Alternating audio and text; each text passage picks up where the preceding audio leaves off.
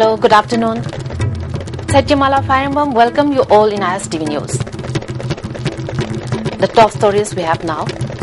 12-hour public curfew imposed by JCILPS brings normal life to a standstill once again.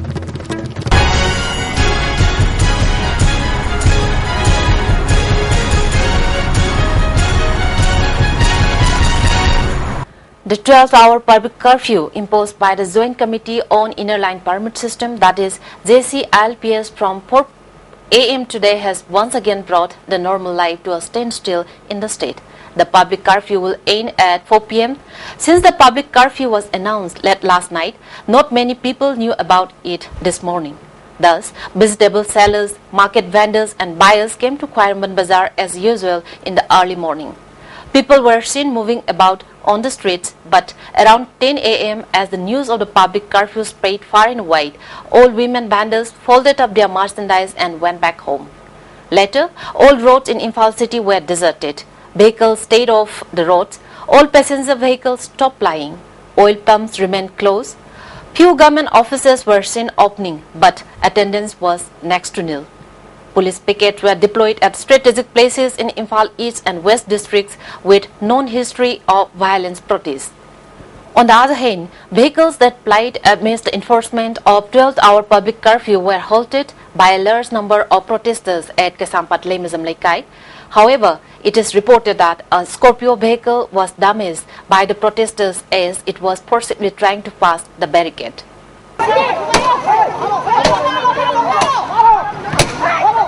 Pledging support to the ongoing 12-hour public curfew called by JCILPS, a large number of protesters came out at various places including Langtabal and Hobamarak and blocked the road and stopped people and vehicles passing through the routes. One-day HIV and AIDS awareness program under the sponsorship of Manipur AIDS Control Society, organized jointly by District AIDS Prevention and Control Society Thoubal and Social Welfare Manipur, was held at Yaripok Community Health Center.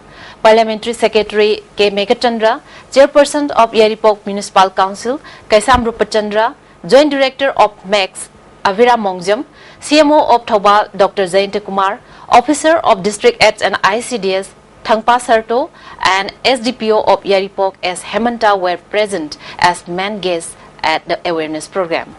A free medical camp for the flood-affected people of Nopok Sekmai in Hairok Assembly constituency, organized by Flood-Affected Areas Development Committee, Nopok Sekmai, under the aegis of Chief Medical Officer Thoubal, was held at Nopok Sekmai Bamon Mandap yesterday. Altogether, 150 people were diagnosed and provided medicines free of cost.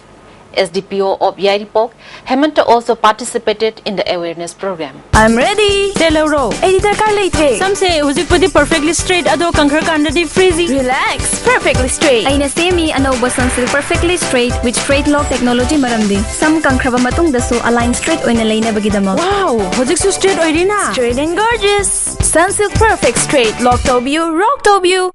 Now the national and international news. A day after the complete washout of Parliament's monsoon session, the Bharatiya Janata Party, that is BJP, has planned to take the fight back into the Congress camp. The ruling party has scheduled a number of press conferences on Friday in a bid to expose the Congress and tell people how Parliament was not allowed to function.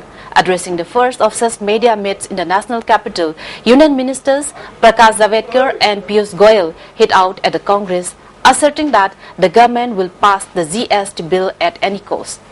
Hitting back at the government, Congress spokesperson Randeep Singh Surjewala said that the Modi government was drunk with arrogance of power. The government has decimated democracy in the nation, he added.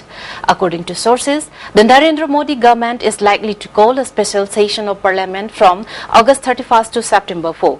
The decision to reconvene monsoon session after the washout of last 3 weeks due to disruptions by Congress-led opposition will depend on whether there is some significant headway with other parties on the consensus GST bill. On Thursday, both the Congress and BJP had indulged in sharp attacks on each other over the washout of monsoon session.